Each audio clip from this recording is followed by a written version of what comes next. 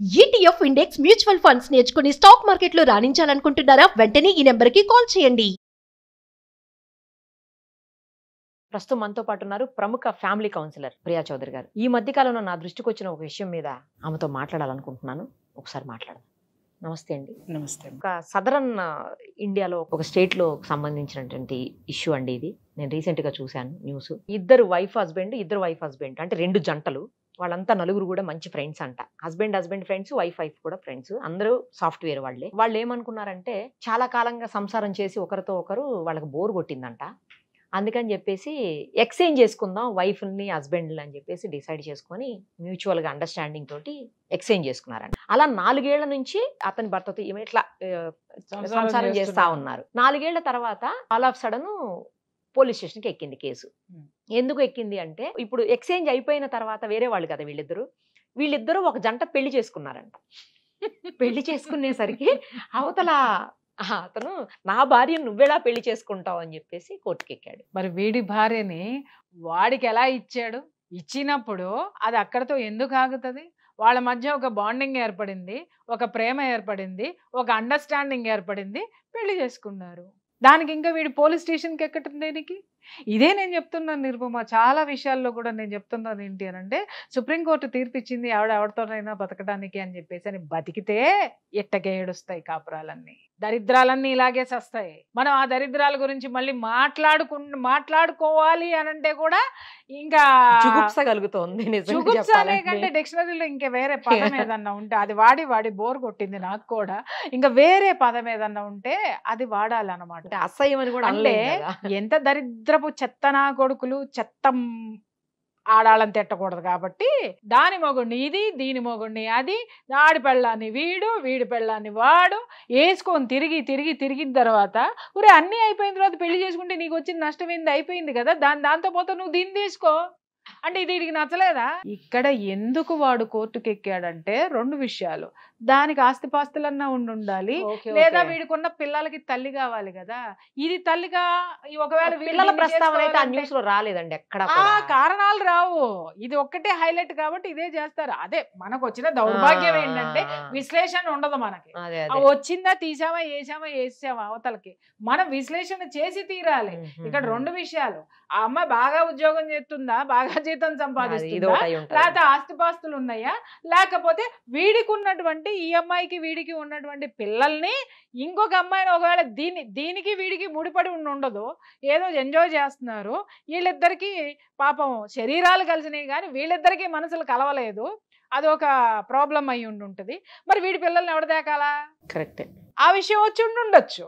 లేదా నేను పెళ్లి చేసుకున్న దాన్ని మీరిద్దరు ప్రేమించేసుకుంటే ఎట్ట కుదురుతుంది? మేమిద్దరం ప్రేమించుకోలేదు కదా. అరే మీరు అంత అడ్వాన్స్డ్ వెళ్ళిపోతే నేనెట్ట ఒప్పుకుంటా? నేను ఒప్పుకోను. మీరిద్దరు ఒకటైపోతే ఎట్లా? రేపొద్దు నన్ను ఎదవనరా జనము? నేను ఫాల్తూగా అన్నామనా? నేను కూడా ఈ అమ్మాయిని చేసేసుకుంటే చెల్లుకు చెల్లి అయిపోయేది. కానీ రేపొద్దున సమాజంలో నేను ఫాల్తూగా అయిపోతా. అది నాకే ఉండాలి. దరిద్రాలు మాత్రం లోపల పడాలి. అంటే మనిషి ఎటు పోతున్నాడు? అదే కదా అసలు. వాడు ఎటు పోవట్లా. వాడు రొచ్చులో, బురదలో, ఆ పెంటలో కూరుకుపోతున్నాడు, అలాగే ఉండిపోతున్నాడు. అంతే, దాంట్లో ఉండిపోతున్నాడు. ఇవాళ మనిషి ప్రతి ఒక్కడు చదువుకున్నాడే, అంటే ప్రతి ఒక్కడు ఇంజనీరింగ్ చేసినాడే, ప్రతి ఒక్కడు అన్నీ అదే. కానీ అందరూ గొప్పవాళ్ళు ఎందుకు కాలేకపోతున్నారు? ఒక ఛాయ్ అమ్ముకున్నవాడు, ఒక డిగ్రీ చదివినవాడు ప్రధానమంత్రి ఎందుకు అయ్యాడు? అలాగే ఒక ధీరుభాయ్ అంబానీ లాంటి వాడు పెట్రోల్ బంక్లో పెట్రోల్ పోసుకుంటూ 100 కోట్లు ఎట్లా సంపాదించినాడు? అంటే ఇక్కడ విషయం ఏంటంటేనమ్మాయి, చదువు అనేది ఇక్కడ ఎందుకు చదువుతారు అనేది వాళ్ళకి అర్థం కాదు. కానీ చదవని వాడు కూడా ఆ స్థితికి ఎదిగాడు అని అంటే వాడికి ఒక లక్ష్యం ఉంది, వాడికి ఒక టార్గెట్ ఉంది, వాడికి ఒక దృక్పథం ఉంది. ఇది జీవితము, ఈ జన్మ ఎందుకుంది, జన్మ విలువ తెలిసినాడెవడు ఇట్లాంటి దరిద్రాలు ఎవడు చేయడం. అరే నేను ఇంత జన్మ తీసుకున్నాను, నేనేదో చేయడానికి నేను పుట్టాను. అది ఏంటి?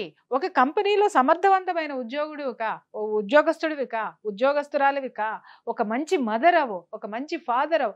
సరే మీరేమి సాధించలేకపోయారు, కానీ మీ బిడ్డలు సాధించవచ్చు కదా. వాళ్ళని ఆ స్థితిలో వాళ్ళని పెంచడానికి, వాళ్ళని సంరక్షించడానికి మీ యొక్క విలువల్ని కాపాడుకుంటే బాగుండేది కదా. ఈ విలువలు లేనటువంటి వలువలోడ తీసుకొని చేసే సంసారాలు ఇట్లాగే రోడ్డును పడతాయి, ఇంతే దరిద్రంగా కూడా ఉంటాయి.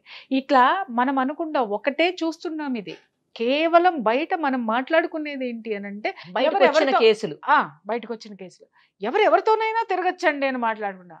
రే మొండ మోపుల్లారా, తిరిగిన తర్వాత ఏమవుతుందంటే ఇట్టగా అవుతున్నారా, తెలిసింది ఒకటే. కానీ తెలియని ఎన్నున్నాయో చెప్తే కడుపులో తిప్పేసి వాంతికి వస్తుంది ఒక్కొక్కడికి, తిరిగేటోడికి తిరిగేదానికి కూడా. అది తెలుసుకోండి ఫస్ట్. కానీ అసలు నాకు ఇంకో డౌట్ ఏంటంటే ఈ కేసులు అండి, ఆ లేడీస్ ఎలా ఒప్పుకున్నారు? ఒకవేళ వాళ్ళు వెదవలు ఏదో అన్నారు అనుకోండి, వాళ్ళు ఎట్లా ఒప్పుకున్నారు అసలు? లేడీస్ బాగుంది, వదిలేయాలి కదా. నీకు వంకాయ కూర ఇష్టము, నాకు వంకాయ కూర ఇష్టము, ఇద్దరం కలిపి ఒకటే ప్లేట్ ఒకటే వంకాయ కూర షేర్ చేసుకుంటున్నాం. నేను తిరిగిపోద్దానే వాడు తిరిగిపోతాడే. నాకు ఇంకొక టేస్ట్ కావాలి, నీకు ఇంకో టేస్ట్ కావాలి, వాడికి కావాలి వీడికి కావాలి. చలో అమాయకంగా క్వశ్చన్లు వేస్తావు. అంటే అసలు లేడీస్ ఎట్లా ఒప్పుకుంటారు అనేది ఒప్పుకోరు కదా. అవసరమైతే డైవర్స్ ఇచ్చిపోతారు. ఏంట్రా నువ్వు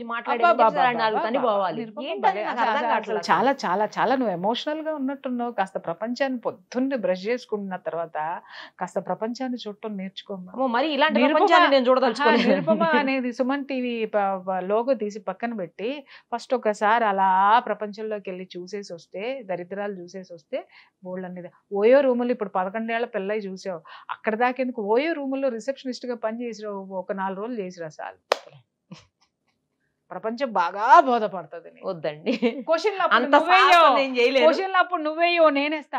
అదేంటి నిరుపమా ఇలాగా ఏంట్రా ఏంటి ఇలా చెప్తున్నా అని అప్పుడు నేను అడగాలి, నువ్వు చెప్పు. నాకు అప్పుడు అక్కడ రిసెప్షనిస్ట్ పోస్ట్ కావాలంటే నాకు ఒక గన్నుకి లైసెన్స్ కూడా ఇచ్చి పంపించాలి. అంత అవసరం అది నీకెందుకు? ఆధారిద్రాలు నీకెందుకు? ఆవిడ ఎట్టబోతే నీకెందుకు? నీ జీతం నీకు అలాంటి చండాలన్నీ నువ్వు చూసావా? వాడికి ఎందుకు? నువ్వు చూసావా చూడలేదా అన్న సంగతి నువ్వు తెలుసుకున్నావా లేదా? వాడికి అవసరం అనవసరం, నాకు అనవసరం. నా జీవితం నాది, నువ్వెవడో అడగడానికి, నువ్వెవడో అడగడానికి. కాబట్టి నా బతుకు నాది, నా జీవితం నాది, నా ఇష్టం నాది. ఆ తర్వాత జరిగే వాటి కూడా మీ కర్మ అంతే. అంటే జనం వీటి గురించి మాట్లాడుకోరు.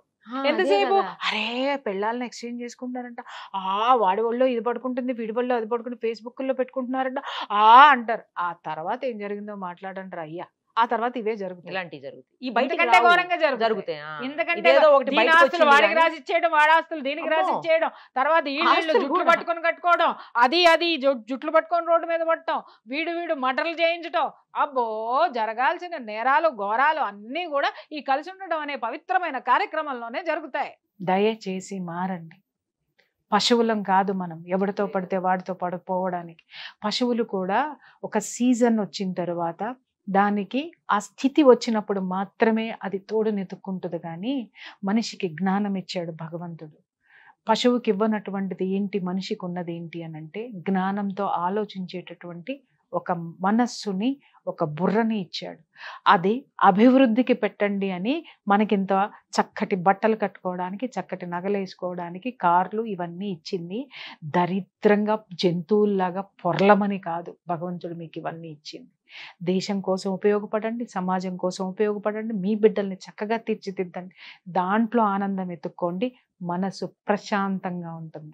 లేదనుకోండి ఇలా నాలాంటి వాళ్ళ నోట్లో నుంచి బూతులు తిట్లు వినాల్సి వస్తుంది. చూసే వాళ్ళందరికీ చెప్తున్నాను, మళ్ళీ ప్రియా చౌదరి గారు తిట్టారు, సుమన్ టీవీ కూర్చోబెట్టి తిట్టించింది, జరిగే వాటి గురించి మాట్లాడుతున్నాను తప్ప బరాబర్ తిడతా. నువ్వు అన్నావు గన్ను లైసెన్స్ అన్నావు, నా మాటే తూట, నాకు అవసరంలే లైసెన్స్, నీకు లైసెన్స్ కావాలి, నువ్వు కాలుస్తానన్నావు, నేను పేలుస్తా మాటలు, తట్టుకోండి అంతే. చేసే వాళ్ళని అంటున్నా, అందరినీ కదా, అందరినీ అనట్లేదు, చేసే వాళ్ళని.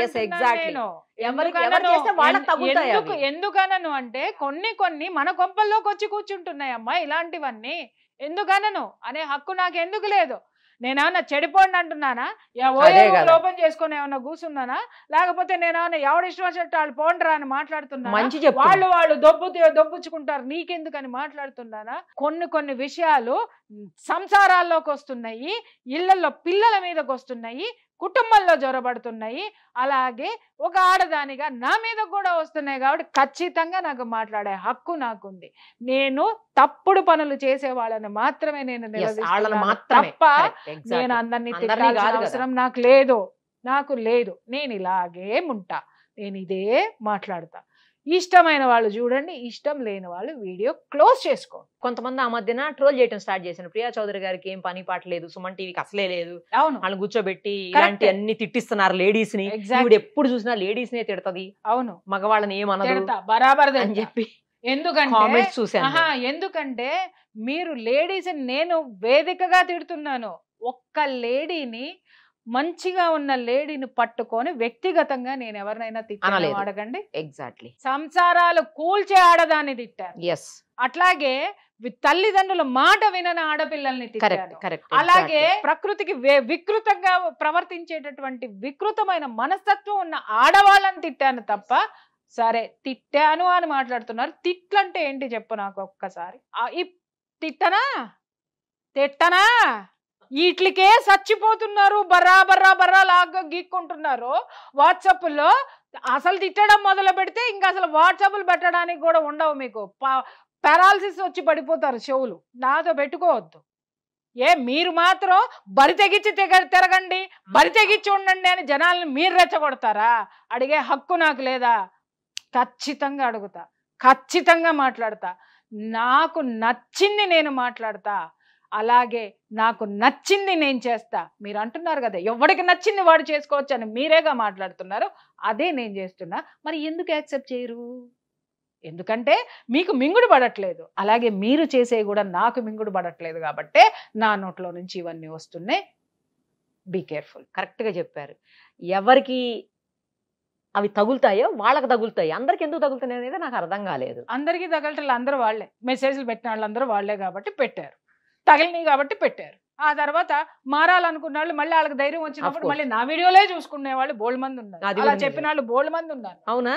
ఏమండి మీరంటే అసలు మొదట్లో మాకు అసలు పడదండి, నచ్చదు కాదు. కానీ మీ వీడియోలు చూసిన తర్వాత నాకు కష్టం వచ్చినప్పుడు మీ వీడియోలు నన్ను నిలబెట్టి నేను ఒక మనిషిగా నిలబడ్డాను చెప్పిన వాళ్ళు ఇదిగో నా నెత్తి మీద ఎంత బొచ్చుందో అంతమంది ఉన్నారు. మరి మంచిదే కదా అది. ఎవరికి తెలుసు?